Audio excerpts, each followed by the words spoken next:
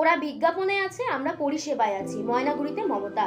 এই মুহূর্তে মুখ্যমন্ত্রী মমতা বন্দ্যোপাধ্যায় উত্তরবঙ্গে। তিনি ময়নাগুড়িতে প্রথম সভা করেন। ময়নাগুড়ি সভা থেকে তিনি সরাসরি আক্রমণ করেন বিজেপি ও নির্বাচন কমিশনকে।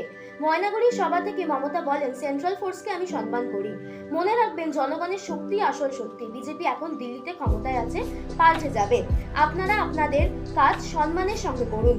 যদি ভোটের সময় আপনারা বিজেপির পোলিং এজেন্ট হয়ে গেলেন, আমাদের মা বোনেরা আছে, তারা দেখে নেবেন। আমরা কিছুই করব না, আমরা সহযোগিতা করব। এসআইআর এর প্রসঙ্গে মমতা বলেন, রাস্তা থেকে সুপ্রিম কোর্ট পর্যন্ত লড়াই করেছি, যা নাম উঠেছে এই জন্য উঠেছে। আমার কোনো এতে কৃতিত্ব নেই, মানুষের কৃতিত্ব। আপনাদের পাগুলোকে শত শত প্রণাম জানাই। আমার আরো মিটিং আছে, তাই যেতে হবে। মা বোনদের প্রণাম জানাচ্ছি। বিজেপিকে সোজাসুজি আক্রমণ করে তিনি বলেন, ওরা মানুষের খাদ্য রুচিকেও নিয়ন্ত্রণ করতে চায়। মমতা বলেন, কে কি খাবে, মেয়েরা কি করবে, ওরা বলবে। আমরা সবাইকে সম্মান করি, আমি সেন্ট্রাল ফোর্সকে সম্মান করি। আপনাদের সঙ্গে সহযোগিতা করব। আজ দিল্লিকে বিজেপি আছে, কাল থাকবে না।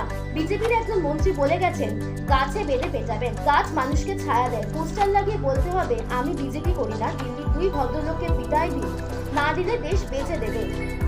ওরা শুধু মিথ্যা বলে আর মানুষকে লাইনে দাঁড় করায়, সোশ্যাল মিডিয়ায় প্রচার করে বিজ্ঞাপন করে। আমরা পরিষেবা দিচ্ছি।